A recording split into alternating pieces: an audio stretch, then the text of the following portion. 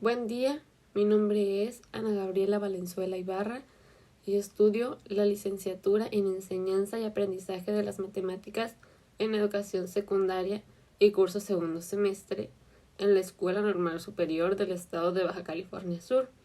Y a continuación vamos a hablar sobre la cultura escolar.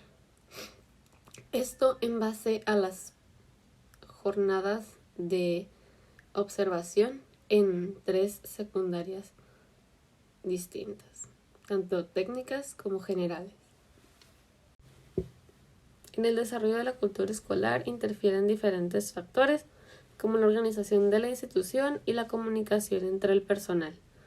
Durante las prácticas, en las escuelas donde había mayor organización en la institución y se veía más comunicación y que se llevaba mejor entre sí el personal, que hablaban entre ellos y que se veía que colaboraban entre ellos, por lo general era más fácil obtener entrevistas con ellos o aplicarles cuestionarios porque estaban más abiertos a colaborar y demás.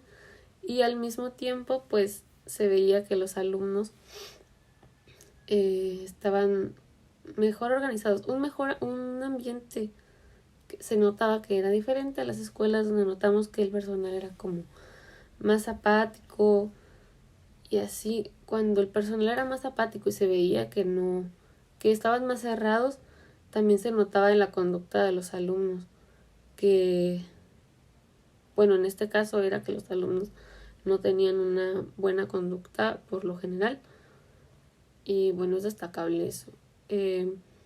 También la pedagogía de los docentes. En general, depende mucho de la pedagogía del docente, de la didáctica que utilice, de su forma de dar la clase, que el alumno se interese o no y se motive o no por aprender la materia.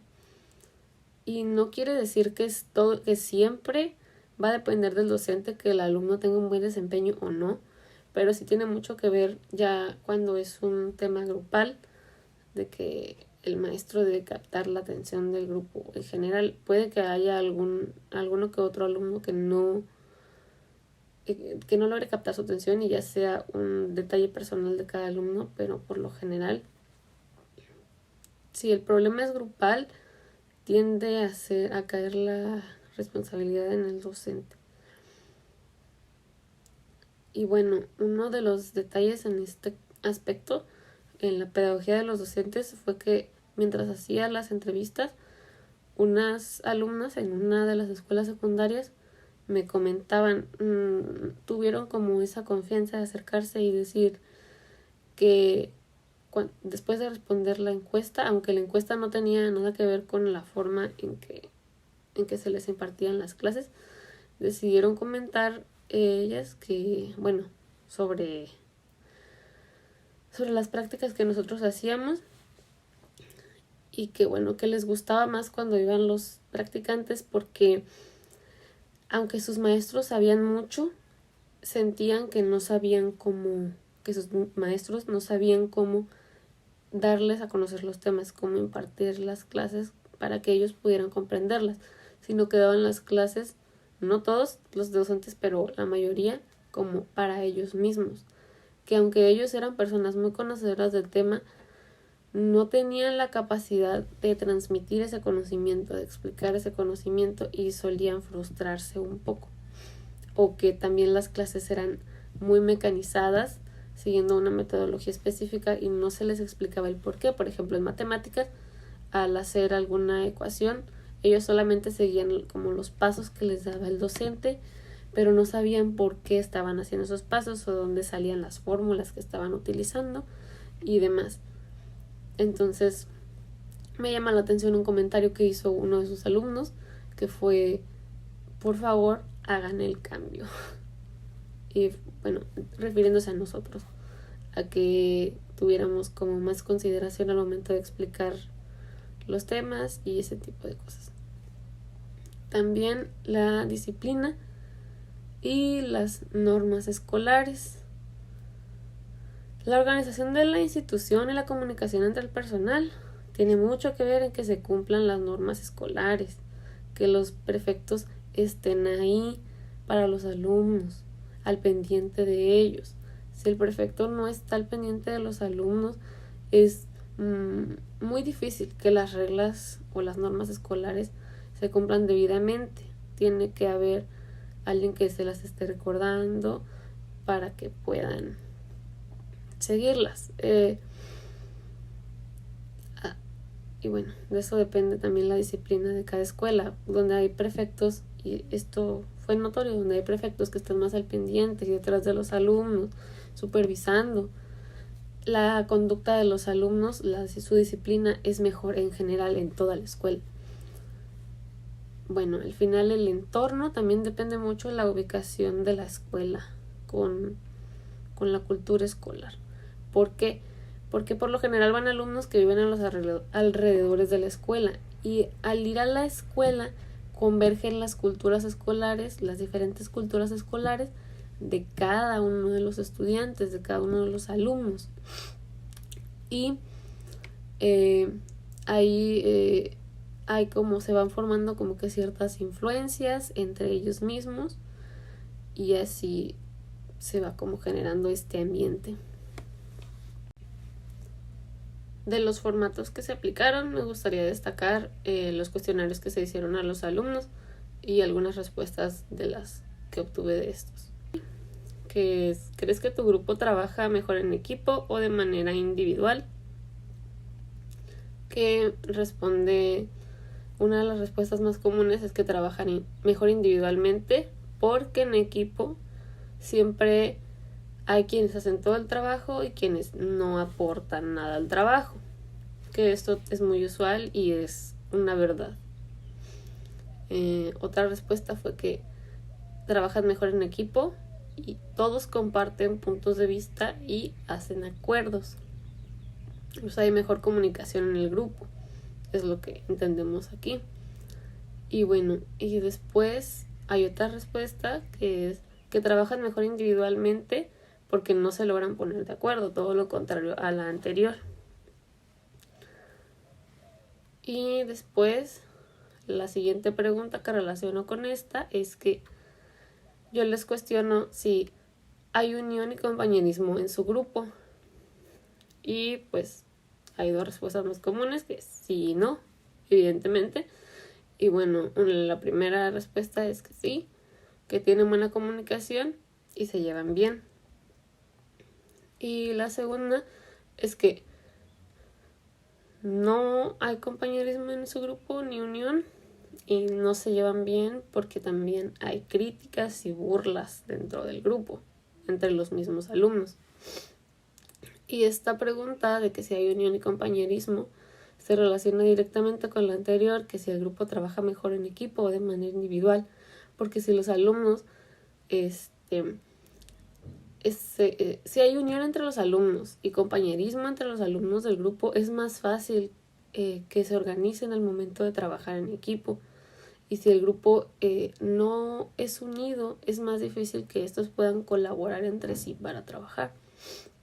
Por eso es que decidí relacionar estas preguntas y destacarlas, porque me parecieron interesantes y muy importantes, porque hay grupos muy diversos dentro de la misma escuela, dentro de la misma cultura escolar.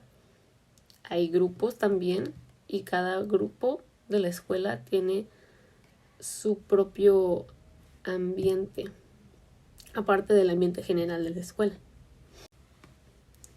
Ahora, observaciones acerca de un día típico en las actividades que se realizan en cada escuela. Primero, pues los protocolos de entrada y de salida de las escuelas secundarias. Una constante en este punto es que en las 3 secundarias a las que visité, tanto técnicas como generales, los alumnos hacían fila al momento de entrar y no se permitía la entrada de los alumnos después de las 7 en punto de la mañana. Esto quiere decir que pues una de las reglas es que hay que llegar temprano y se respeta esa puntualidad. Y pues entrar en orden a la escuela, formados. Y esto no ocurre curiosamente con la salida en las escuelas, de las 3 que se visitaron. El momento de la salida de la institución se amontonaban los alumnos y ahí no había nadie que supervisara que todo fuera como tranquilo. Y a excepción de una sola secundaria que tenía diferentes horas de salida con intervalos de 5 minutos para que no se amontonaran en la puerta a la hora de la salida.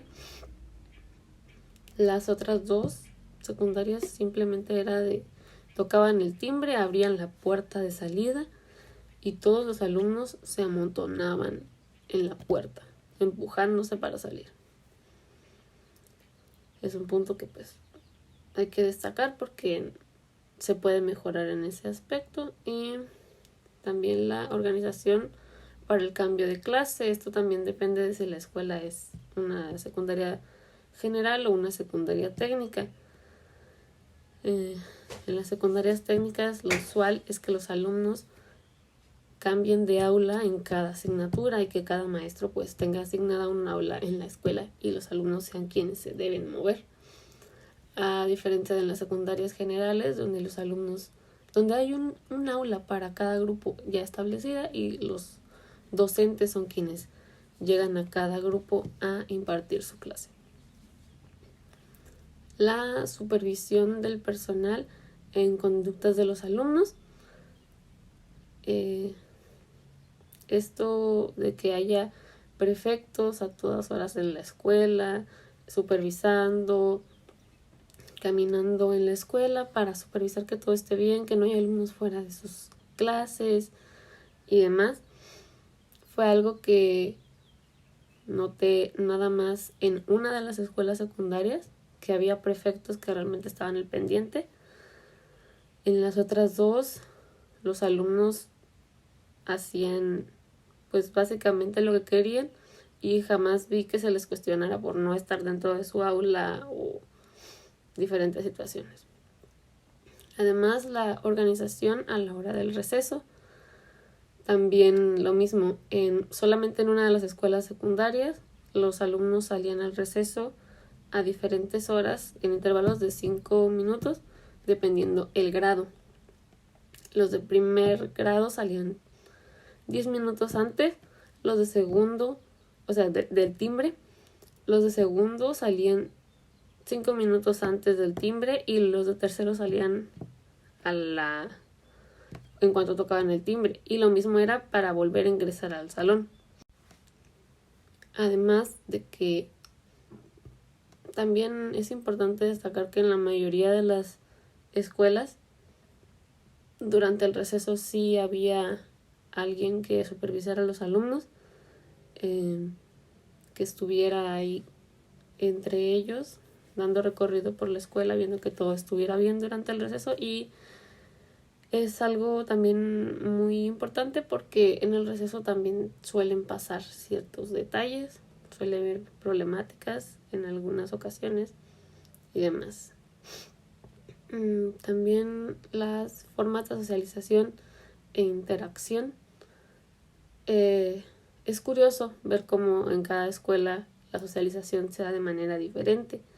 En la primera de las secundarias que visité, se veía que los chicos todavía jugaban, saltaban la cuerda, se correteaban entre ellos, jugaban fútbol también, básquetbol, y se reunían en grupitos a platicar. Pero todos se sentía como un ambiente más infantil, incluso en alumnos de tercer grado. Después, en otra secundaria, yo veía que los alumnos eran como, hablaban con palabras altisonantes y ese tipo de cosas, y era como una constante en varios alumnos que se llevaran de esa manera, que se empujaran, bromeando y ese tipo de cosas. Y en la última secundaria a la que fui, los alumnos casi no jugaban, si no era algún deporte como voleibol, de hecho era el que más jugaban, básquetbol y fútbol casi no, pero por lo general no estaban jugando, estaban reunidos en grupitos, ya sea sentados, parados, en banquitas, en maceteras y demás, y platicando. Y algo que noté mucho es que había mucho contacto físico. Los alumnos, específicamente por lo general en esta edad es así, los alumnos o los chicos buscan bastante contacto físico entre ellos, como interacción física. Pero en esta última escuela secundaria lo noté mucho más, como que buscaban estar más cerca físicamente. Era muy, muy común ver a los chicos abrazándose, a los chicos tomados de la mano, entrelazados de los brazos y demás. Y bueno, es curioso como dependiendo de la escuela también es diferente el tipo de interacción que tienen entre ellos, el tipo de juegos que hacen o la forma en la que pasan el tiempo. Al realizar los instrumentos de la práctica, tanto la guía como las entrevistas y cuestionarios, una de las dificultades mayores es la redacción de los cuestionarios, pues se deben tener en cuenta diferentes aspectos.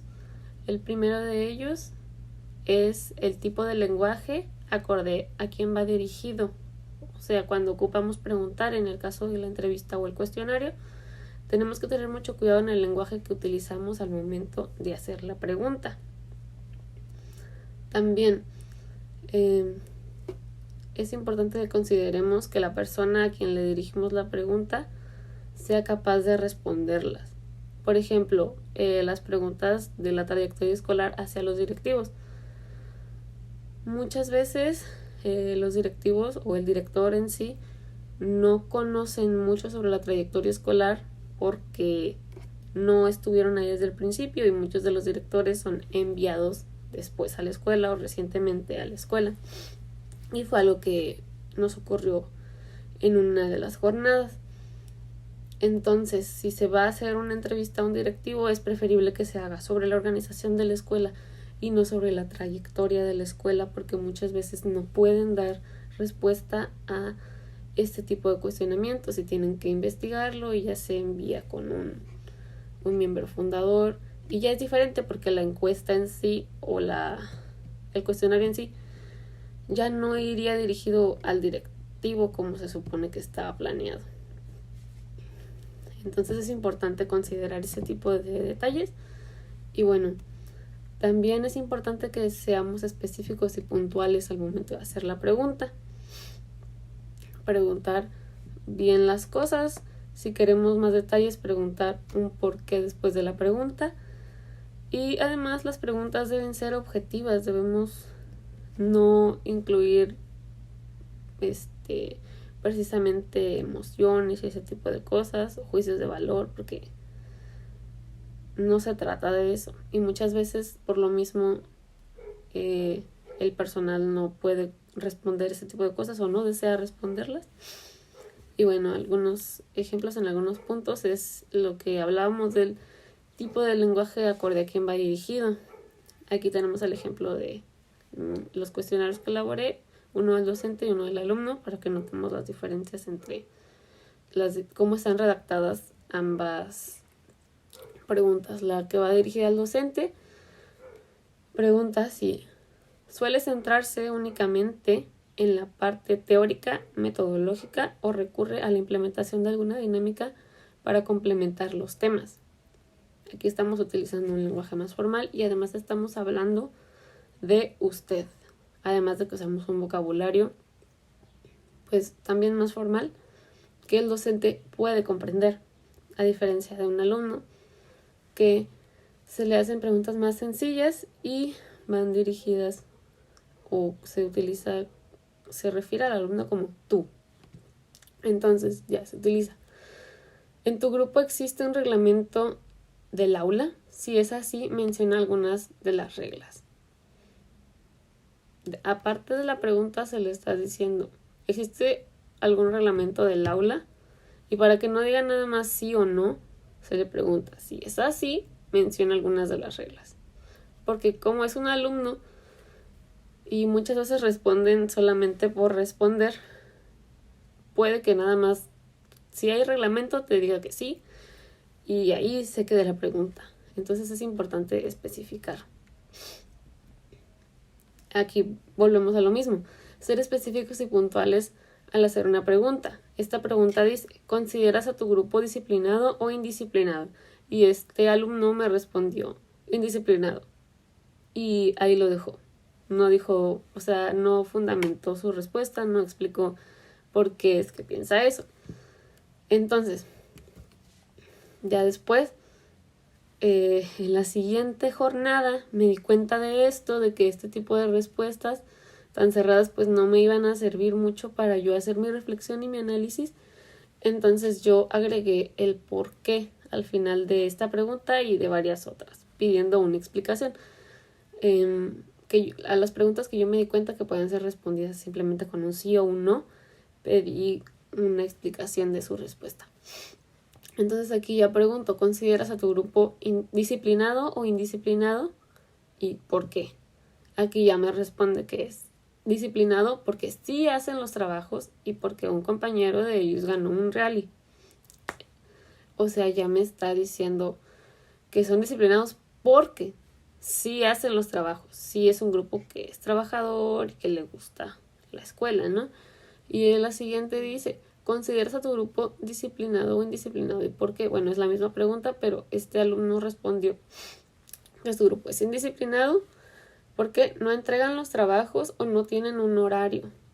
También ya está describiendo a su grupo en general. Y es importante porque ellos aprenden a reconocer ese tipo de aspectos. Finalmente, se debe destacar la importancia de aprender sobre la cultura escolar. Y es que como docentes debemos saber reconocerla, porque durante nuestras prácticas, cuando ya estemos impartiendo alguna clase y ya se nos da algún tema, debemos saber reconocerla, porque durante nuestras prácticas visitaremos distintas escuelas y cada una tendrá su propia cultura, su propio ambiente al que deberemos adaptarnos, y pues de esto dependerá también nuestra dinámica de trabajo y nuestra experiencia en la jornada.